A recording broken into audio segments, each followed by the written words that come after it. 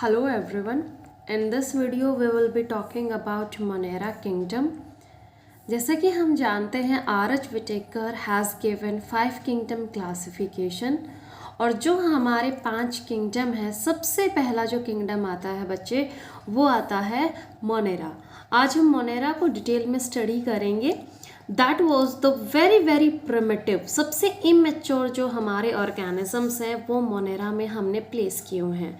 ये ऑर्गेनिजम्स होते हैं bacteria.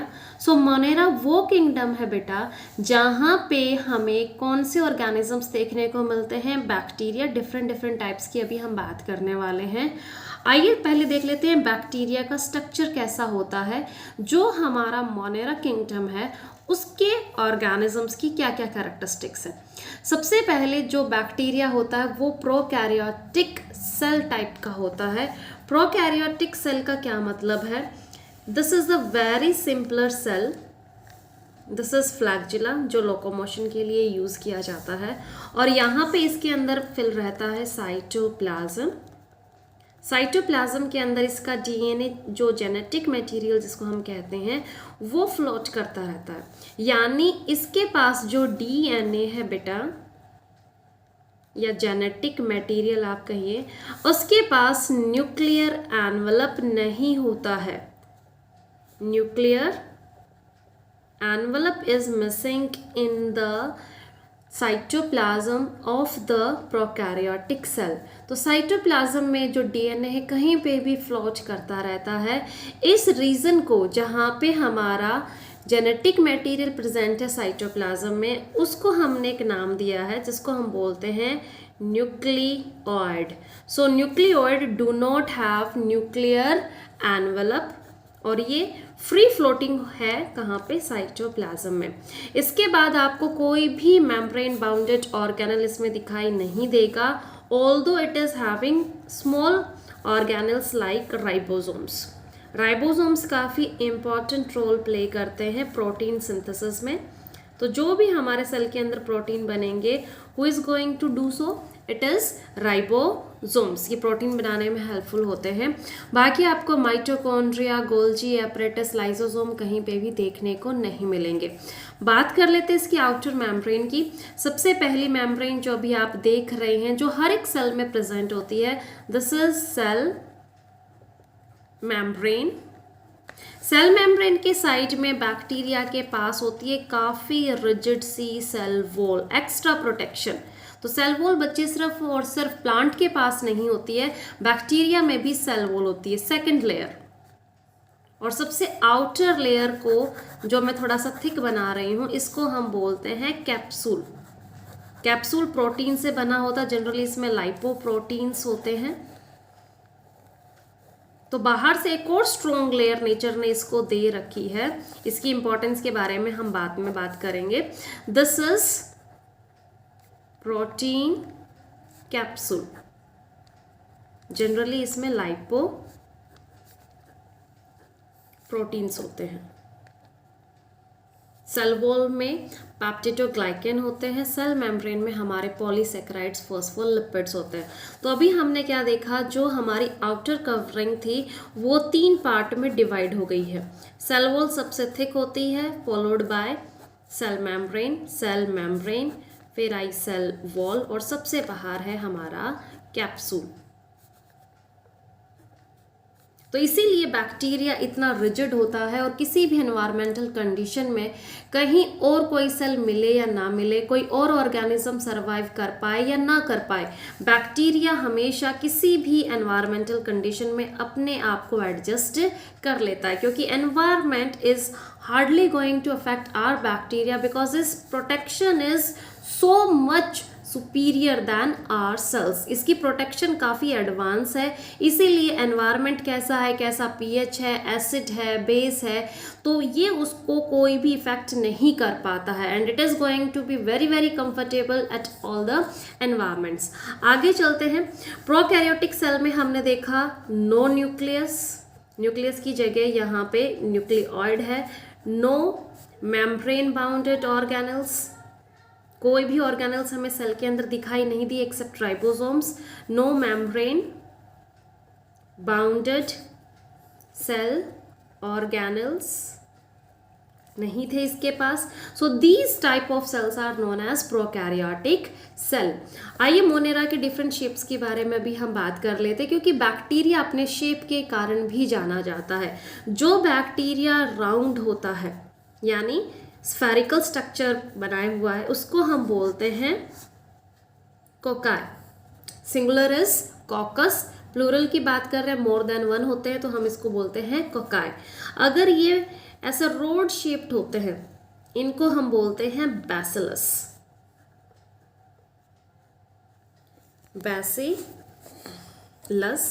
Bacillus is the singular one.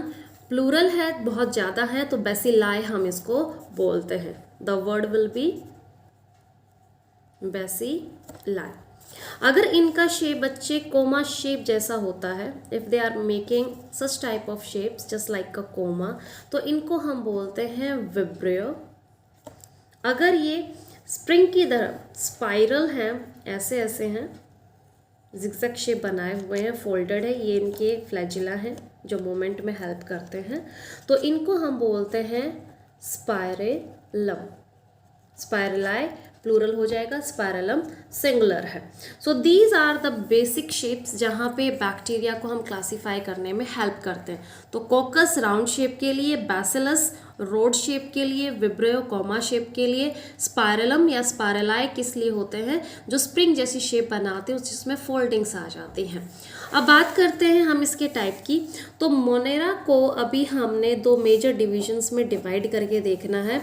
The first one is Archie bacteria, जिसको हम ओल्ड बैक्टीरिया या एंशियंट बैक्टीरिया भी बोलते हैं। ये अर्थ पे पहले आए थे।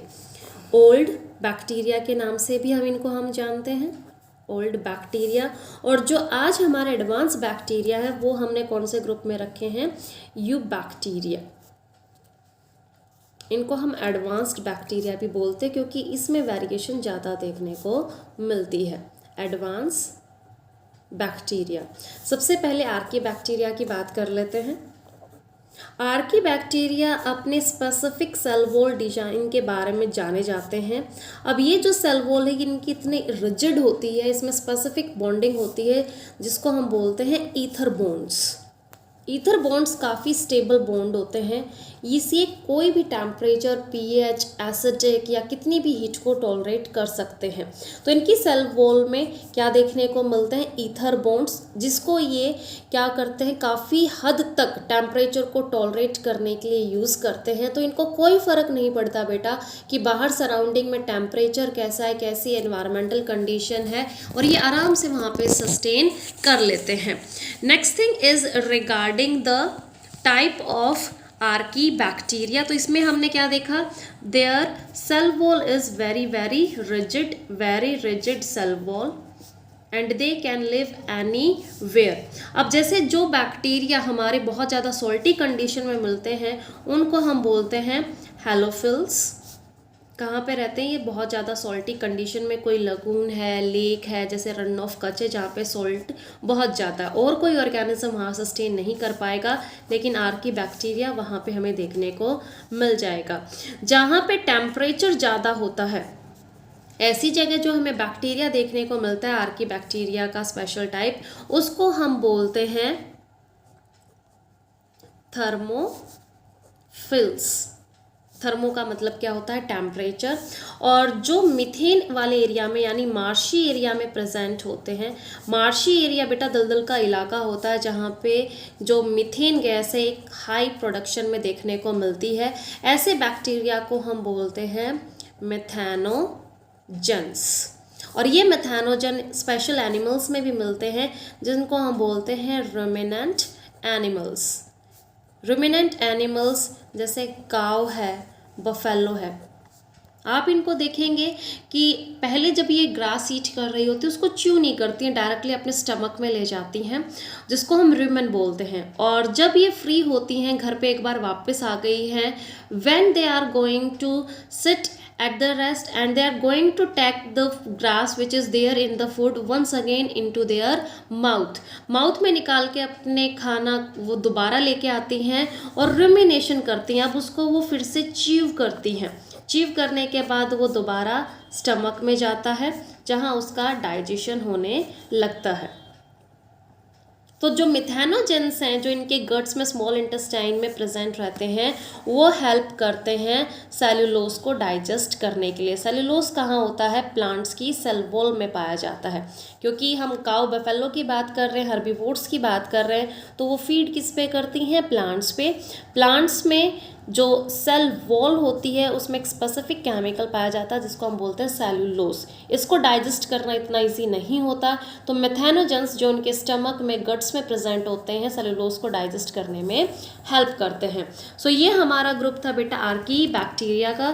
कुछ एग्जाम्पल देखिए इसके, जैसे पायरोलोबस है, next thing is ignicocci, then Staphylothermus आ जाएगा। So these are the types of Archie bacteria.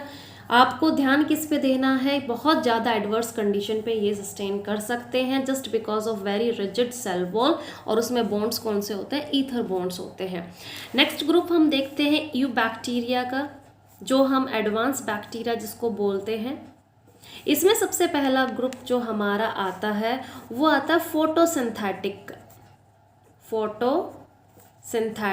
Bacteria. सबसे कॉमन एग्जाम्पल है इसका ब्लू ग्रीन एल्गी, जिसको हम साइनोबैक्टीरिया भी बोलते हैं। Both are the same thing. इसके पास कुछ पिगमेंट्स होते हैं just like chlorophyll A, xanthophylls, और ये ज़ैंथोफिल क्लोरोफिल एक है, कैटेनॉइड्स हैं, कैटेनॉइड्स। ये इसको क्या करने में हेल्प करते हैं? फोटोसिंथेसिस। क्योंकि फोटोसिंथेसिस के लिए इंपॉर्टेंट स्टेप जो होता है बेटा that is absorption of sunlight. तो सनलाइट को एब्जॉर्ब करने के लिए कौन से पिगमेंट हेल्प करते हैं? Chlorophyll A, xanthophyll, कैटेनॉइड। ये हमारी ब्लू ग्रीन एल्गी में प्रेजेंट रहते हैं।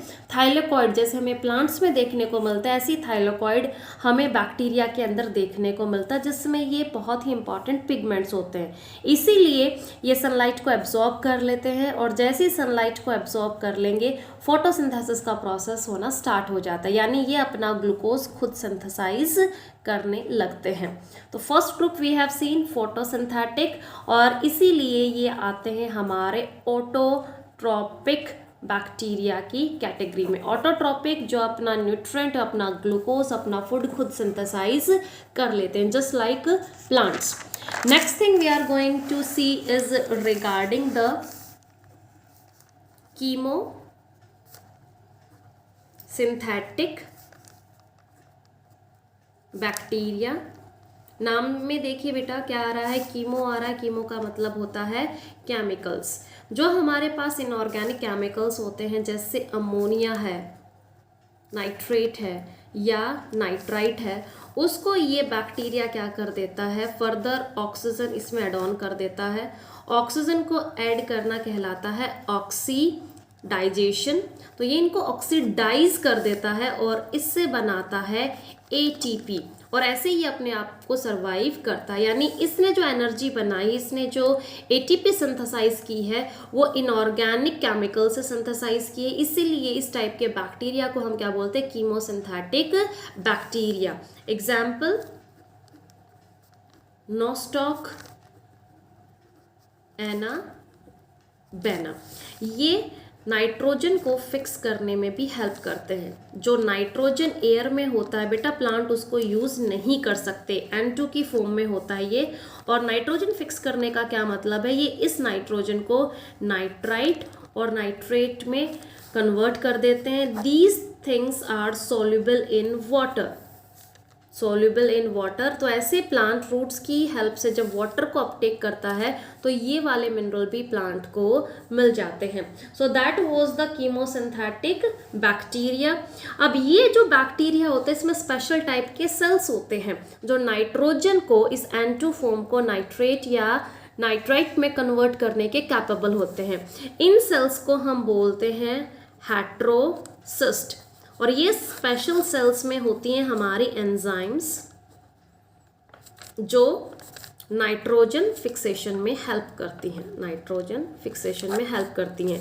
और ये हेट्रोसिस्ट बेटा जिसके पास होंगे वही नाइट्रोजन को फिक्स कर सकता है, क्योंकि उसी के पास एंजाइम्स होंगे। एंजाइम्स नहीं होंगी तो नाइट्रोजन को कन्वर्ट करना नाइट्राइट या नाइट्रेट में वो काफ़ी डिफ़िकल्ट हो जाएगा, क्योंकि उसके लिए हमें क्या चाहिए, लेबर्स चाहिए। और लेबर्स कौन होती हैं, एंजाइम्स होती हैं। तो ये था केमोसिंथेटिक बैक्टीरिया। इसके बाद हम बात करते हैं थर्ड कैटेगरी की, that was the heterotrophic. Heterotrophic जैसे एनिमल्स होते हैं वो अब अपना खाना खुद नहीं बना सकते, तो generally these are the decomposers. Decaying matter पे ये फीड करते हैं और न्यूट्रिएंट साइकिल में हेल्प करते हैं। दीज आर डिकम्पोजर्स, जो कि कौन से प्रोसेस में पार्टिसिपेट करते हैं, decay. And these are very very important in the nutrient recycling. Nutrient recycling क्या होती है, कॉम्प्लेक्स मॉलिक्यूल्स को ये ब्रेक डाउन करके सिंपल सब्सटेंसेस को फिर से नेचर में फ्री कर देते हैं। सबसे इम्पॉर्टेंट है nitrogen, sulphur, phosphorus, so on. अब यहाँ पे क्या है कि हम इनको डिकम्पोजर बोल रहे हैं, तो जनरली ये किस पे फीड करते हैं, डेड एंड डिकेइंग मैटर। तो वहाँ से ये अपनी एनर्जी हार्वेस्ट कर लेते हैं। Next thing we will be talking about their economic importance. तो सिर्फ बैक्टीरिया जो आपको देखने में नज़र भी नहीं आता है वो यूजलेस नहीं है, कि वो हमें बहुत सारी जो प्रॉब्लम्स है उनको कॉज करने के लिए रिस्पॉन्सिबल होता है। How can we forget lots of antibiotics. Antibiotics के प्रोडक्शन करने में हेल्पफुल होते हैं। Next thing, making of curd from milk, lactobacillus curd बनाने में हेल्प करता है। Next thing is nutrient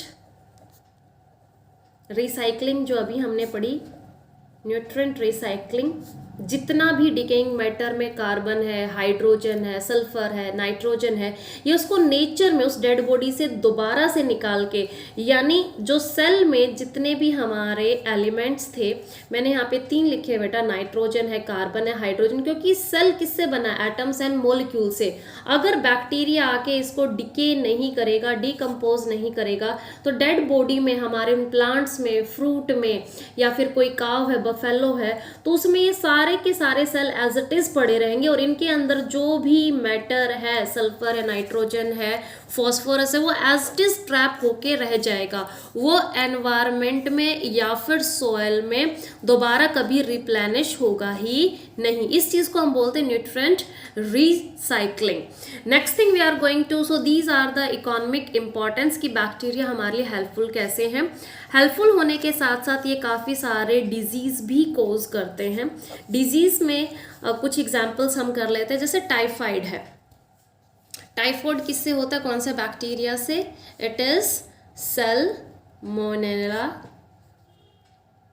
it is Salmonella typhi.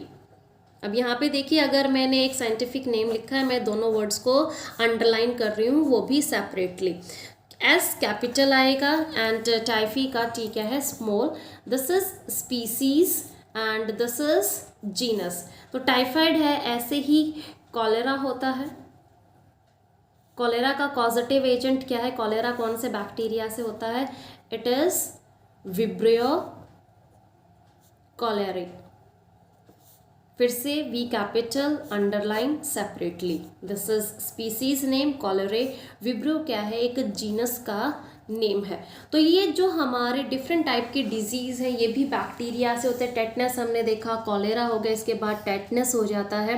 तो सिर्फ एनिमल्स में नहीं, प्लांट्स पे जैसे सिट्रस कैंकर होता है, वीट रस्ट होता है, तो ये भी हमारे बैक्टीरिया उसको स्प्रेड करते हैं। प्लांट्स की प्रोडक्टिविटी है, उसका जो प्रोडक्शन है उसको काफ़ी हद तक डिक्रीज कर देते हैं।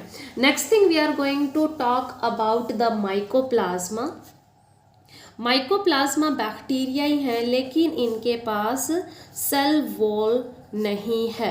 सेल वॉल नहीं है, so these are the smaller than bacteria, smaller than bacteria, इसलिए मोनेरा में ही रखे गए, smaller than bacteria. Bacteria, cell का टाइप इनका प्रोकैरियोटिक ही है।